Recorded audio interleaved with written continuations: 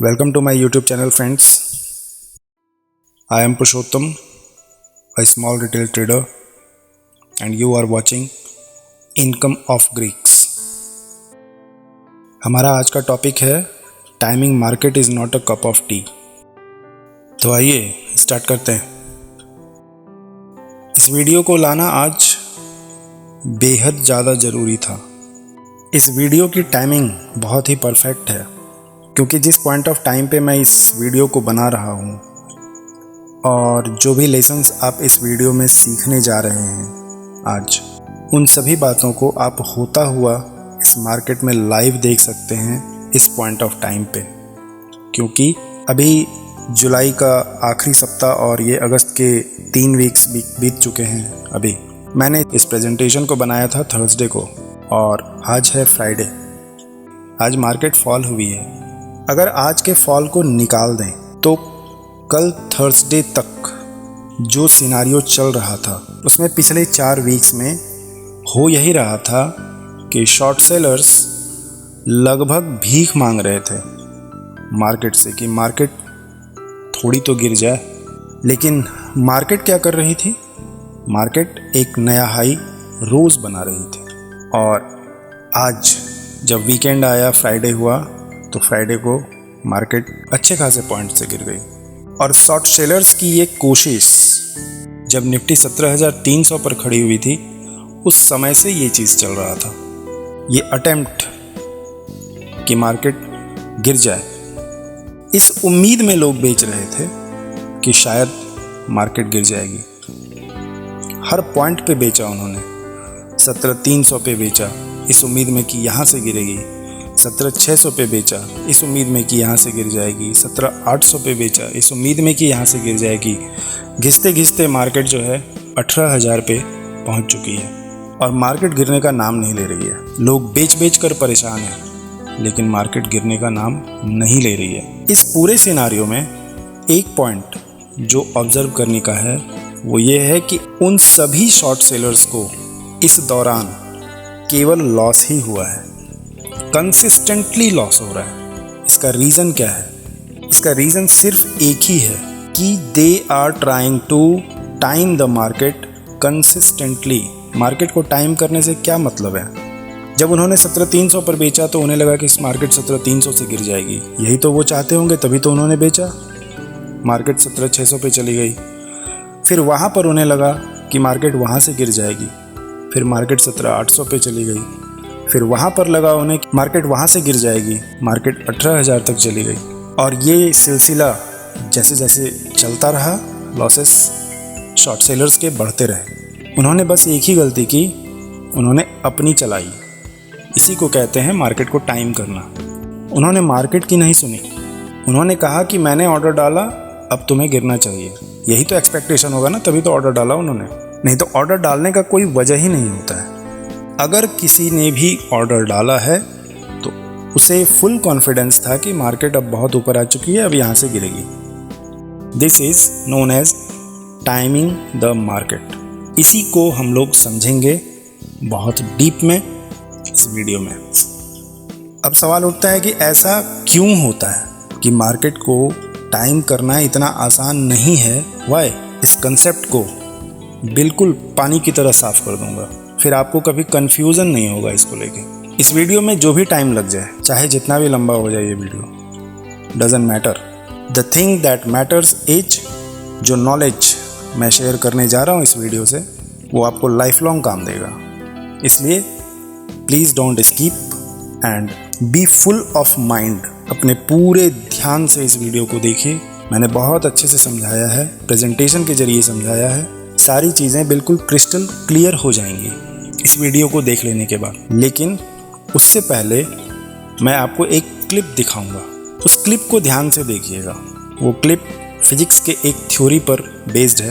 वो कुछ कहता है और मार्केट में एग्जैक्टली वही चीज़ अप्लाइड होता है। वो कैसे?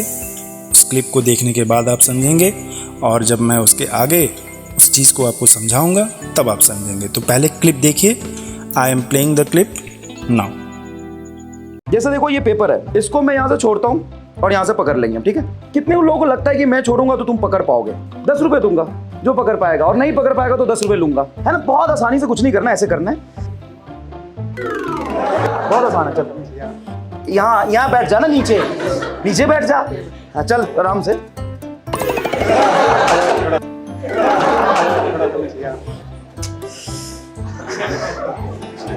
चलो, हाँ भाई देना है।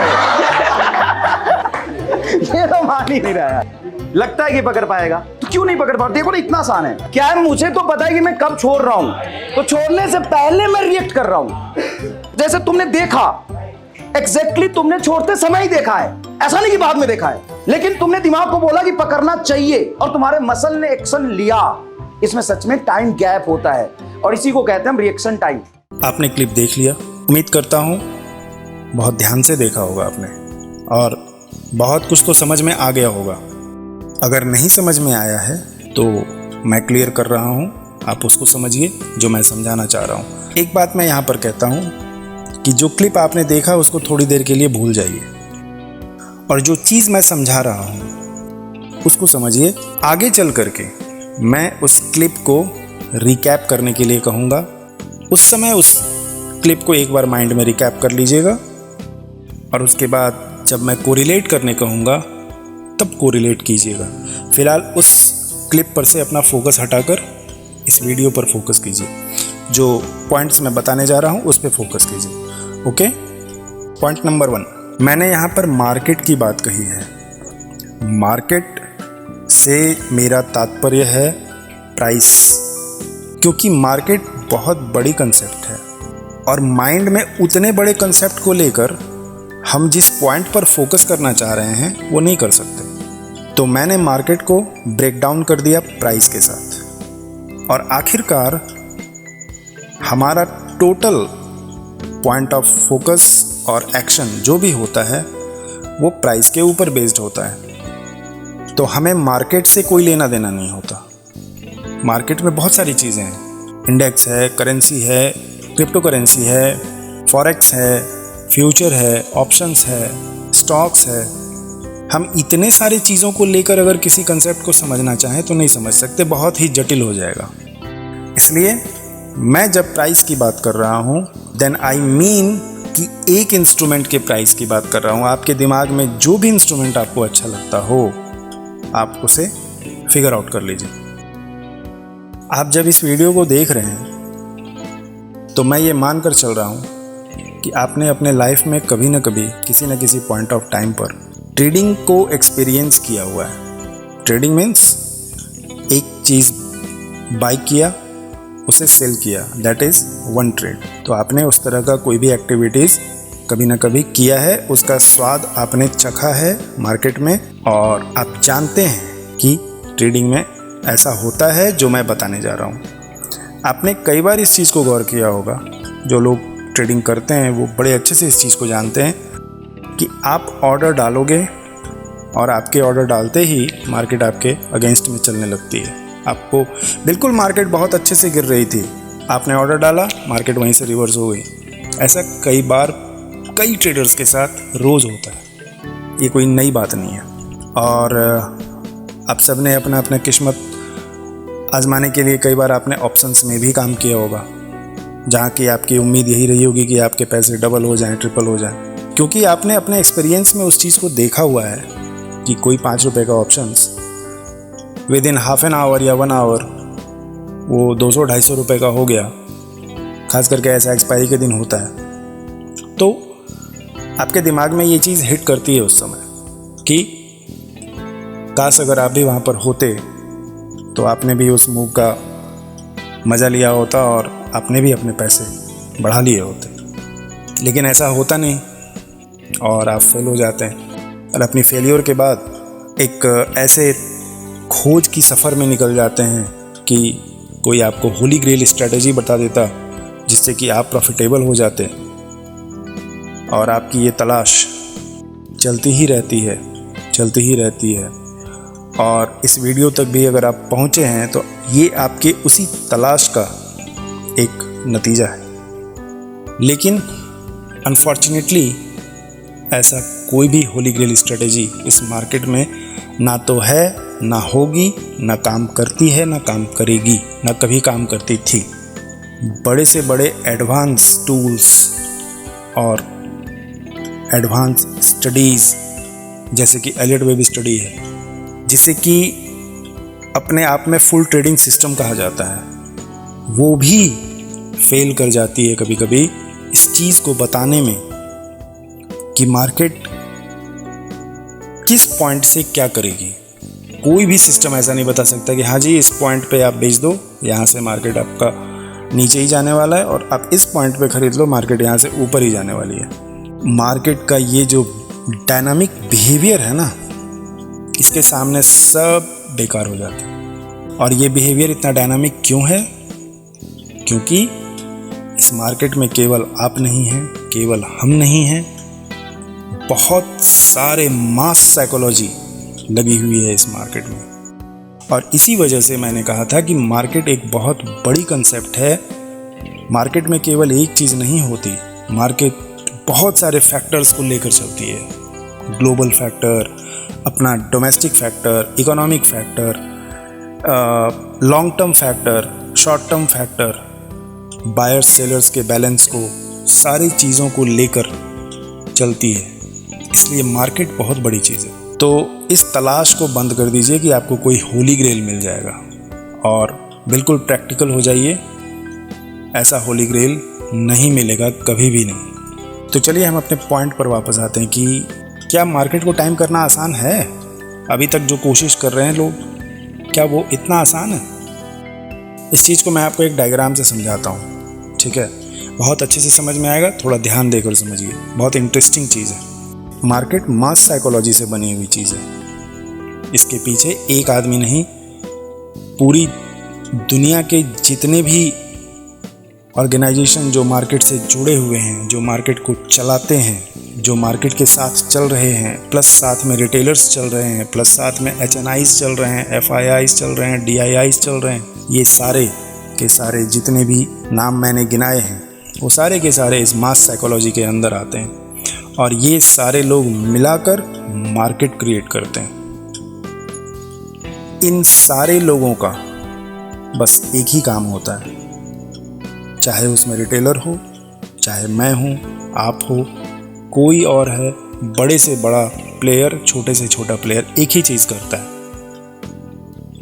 सौदा डालता है, सौदा निकालता है, यानी बाय करता है और सेल करता है। That's it. इसके अलावा कोई ना तो कुछ कर सकता है, ना ही करता है।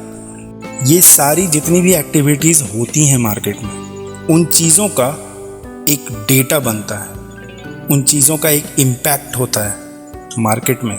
जिस भी इंस्ट्रूमेंट के साथ ये सारा चीज़ हो रहा होता है, जहाँ पे भी बाइंग हो रही होती है, जहाँ पे भी सेलिंग हो रही होती है, उस इंस्ट्रूमेंट पे उसका इम्पैक्ट पड़ता है। तो उसके इम्पैक्ट का जो डेटा है ना, हम लोग उसे ही प्राइस कहते हैं। कंफ्यूज मत होइएगा, प्राइस एक डेटा ही है, आप इसे ध्यान से समझिए। प्राइस एक रिजल्ट है, अल्टीमेट रिजल्ट है। वो कितने लोगों ने बाय किया, कितने लोगों ने सेल किया, इसी का एक डेटा है जिसे हम प्राइस कहते हैं। वो एक फिगर है। वो डेटा बना कहाँ से? तो बायर्स और सेलर्स के बैलेंस से बनता है। तो balance of data is price. इस दोनों के बैलेंस का नाम है।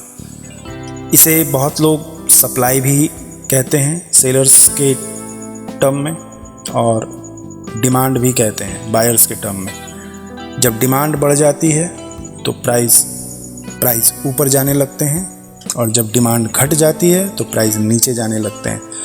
उसको दूसरे लैंग्वेज में ये भी कहा जाता है कि जब बायर्स बढ़ जाते हैं तो प्राइस ऊपर जा रही होती है, और जब सेलर्स ज़्यादा होते हैं तो प्राइस नीचे जा रही होती है। एक ओवरऑल थ्योरी यही है। अब इसमें जो साइकोलॉजी का पार्ट है वो उसको अभी हटा दीजिए, सिंपल यही समझिए। डिमांड ज़्यादा होगा, इकोनॉमिक्स का बेसिक रूल है, डिमांड अगर ज़्यादा होगा तो प्राइस ऊपर जाएगा, डिमांड अगर कम होगा, सप्लाई अगर ज़्यादा होगा तो प्राइस नीचे जाएगा। सिंपल, इकोनॉमिक्स में सबने पढ़ा है इस चीज़ को। और यही सिचुएशन प्राइस में रिफ्लेक्टेड होती है। ये जो आप देख रहे हैं ये तराजू बना हुआ है, ये तराजू आपको इस चीज़ को विजुलाइज करने में बहुत अच्छे से मदद करेगा। अब चलते हैं नेक्स्ट स्लाइड पे। देखिए इसमें 3 सिनारियो है। पहला सिनारियो ये नंबर 1, इसमें दूसरा सिनारियो ये नंबर 2 और तीसरा सिनारियो ये नंबर 3। इस 3 सिनारियो में एक साइकिल है बीच में कनेक्टेड, ठीक है। ये तीनों एक साइकिल से जुड़ा हुआ है, ठीक है। पहले मान लीजिए ये था, तो उसके बाद ये होगा, फिर उसके बाद ये होगा। ये होने के बाद फिर ये अपने इस पोजीशन पे जाएगा और इस पोजीशन से फिर इस पोजीशन पे जाएगा। अब ये तीनों है क्या वो समझ लीजिए। इस सिनारियो में डिमांड ज़्यादा है, सप्लाई कम है, तो प्राइस ऊपर की ओर जा रहा है। इस सिनारियो में डिमांड कम है, सप्लाई ज़्यादा है, तो प्राइस नीचे की ओर आ रहा है, जो मैंने इससे पहले वाले स्लाइड में बताया था। लेकिन इस दोनों के बीच में एक और सिनारियो है जो कि इसमें डिमांड और सप्लाई दोनों इक्वल है, जिसमें कि प्राइस बिल्कुल रेंज बाउंड रहता है, ना ऊपर जाता है ना नीचे जाता है। इसे हम साइडवेज मार्केट कहते हैं, ठीक है। इसे साइकिल के टर्म में अगर समझा जाए तो प्राइस जब इस सिनारियो में है ऑलरेडी और इसे जब होना है, इसके बाद अब क्या होगा, या तो यही होगा। जब प्राइस ऊपर जा रहा है तो उसके बाद क्या होगा, नीचे ही आएगा ना, ऑब्वियस सी बात है। तो इसे इस सिनारियो से इस सिनारियो में, यानी फर्स्ट सिनारियो से थर्ड सिनारियो में चेंज होने के लिए सेकंड सिनारियो से गुजरना पड़ेगा। सेकंड सिनारियो में ये डायरेक्ट अचानक से ऐसा नहीं हो जाएगा, ऐसा कभी कभार होता है, जैसा कि कोविड में हुआ था अभी हाल फिलहाल में। अचानक से मार्केट फॉल कर गई थी, उसमें ये बैलेंस एकदम अचानक से बिगड़ गया था, सप्लाई अचानक से ज़्यादा आ गया मार्केट में, मार्केट क्रैश कर गई विद इन 1 मंथ। लेकिन नॉर्मल सिनारियोज में ऐसा नहीं होता, वो 100 साल में होने वाला एक इवेंट है जो कि कभी कभार होता है। आप अगर चाहेंगे कि वो रोज़ हो, वो नहीं होगा। सेकंड सिनारियो, बैलेंस बना हुआ है, बिल्कुल साइडवेज मार्केट है। आपने देखा होगा मार्केट ऐसे ही चलती है, चल रही है, मार्केट एक जगह पे जाके रुक जाएगी, फिर थोड़ा सा कंसोलिडेट करेगी, फिर उसके बाद धीरे धीरे करके गिर जाएगी नीचे, ऐसे। फिर उसके बाद उठती है, फिर कहीं ना कहीं जाके फिर कंसोलिडेट करेगी और फिर वहाँ से गिरेगी, फिर कंसोलिडेट करेगी, फिर गिरेगी, इस तरह से गिरेगी। बैलेंस बनने में और बिगड़ने में टाइम लगता है, वो टाइम का नाम है ये साइडवेज। ये सेकंड सिनारियो है। चाहे फर्स्ट सिनारियो से थर्ड सिनारियो में मार्केट को जाना हो या प्राइस को जाना हो, तो उसे सेकंड सिनारियो से गुजरना पड़ेगा। चाहे थर्ड सिनारियो से फर्स्ट सिनारियो में जाना हो, उसमें भी उसे सेकंड फेज से गुजरना पड़ेगा। ये थोड़ा ब्रॉड पिक्चर हो गया प्राइस का, ओके। यही वो फेज है जहाँ के लोग मार्केट को टाइम करना स्टार्ट करते हैं। ये आपको क्लियर होता हुआ नहीं दिखेगा। अगर दिख जाए तो वैसे मौके को छोड़िएगा मत कभी, समझ लीजिएगा ट्रेंड चेंज हो रहा है। ऐसे ही मौक़ों पर आप अगर मार्केट करते हैं, आपको पता होगा थोड़ा भी, तो आप समझ जाएंगे। डोजी कैंडल बनता है, डोजी को ट्रेंड रिवर्सल कैंडल कहते हैं। डोजी जब भी बनेगा तो वहाँ से ट्रेंड चेंज हो जाती है। ऐसा कैंडल जब बनता है ना, इतना छोटा सा कैंडल बनता है बिल्कुल, अब उसका ओपन और क्लोज बिल्कुल लगभग एक जगह पे होता है और हाई लो भी बहुत छोटा छोटा होता है। यही है वो साइडवेज, ठीक है। ये इकोनॉमिक्स का कंसेप्ट है। इसी समय में मार्केट को लोग टाइम करते हैं। टाइम करने की ज़रूरत पड़ती है, क्यों कि लोगों को पता हो जाता है कि अब मार्केट चेंज होने वाली। जो समझदार लोग होते हैं उन्हें पता हो जाता है अब मार्केट इससे ऊपर नहीं जाएगी। लेकिन उन्हें ये तो पता हो गया, लेकिन कब होगा ये किसी को पता नहीं। ये सिर्फ एक आदमी को पता है। किसको? अब उस वीडियो को रिकैप कीजिए, उसको जो वीडियो क्लिप मैंने दिखाया था। और यहाँ पर कोरिलेट कीजिए उस चीज़ को। मार्केट कौन बनाता है? वो डेटा यानी वो प्राइस कौन बनाता है? आप और मैं नहीं। उस मार्केट को बनाने वाले को ये सारे नाम दिए जाते हैं, fat finger, smart money, big funds. वैसे आजकल FIIs को इन सारे नाम से बुलाया जाता है। It's very funny but it's becoming reality nowadays. Hindi का बहुत ही प्रसिद्ध मुहावरा यहाँ पर सेट होता है, जिसकी लाठी उसकी भैंस, जिसका पैसा उसका मार्केट। वो पैसा जिसे आप स्मार्ट मनी कहते हैं, बड़ा पैसा कहते हैं, वो पैसा जब चाहेगा मार्केट और प्राइस तभी बदलेगी। उससे पहले आप जितनी भी मेहनत करनी है कर लीजिए, जितने पुट खरीदने खरीद दीजिए, जितनी कॉल बेचनी है बेच लीजिए, आपका ही सिर फूटेगा। जितना सर पटकोगे ना उतना सिर आप ही का फूटेगा, उतना ज़्यादा लॉस झेलना पड़ेगा। इसलिए मार्केट से पंगा कभी मत लो। नियम ये है, डोंट टाइम मार्केट, नेवर।